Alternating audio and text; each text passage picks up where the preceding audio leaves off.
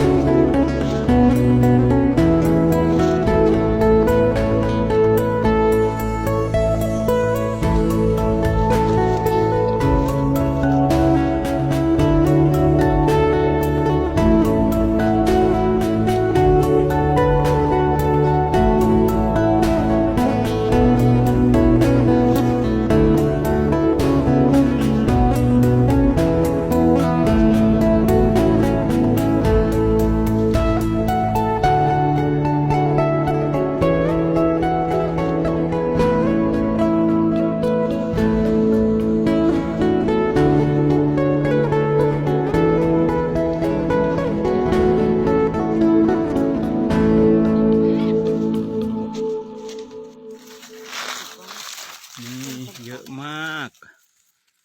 เต็มไปหมดเลยไปเก็บกัน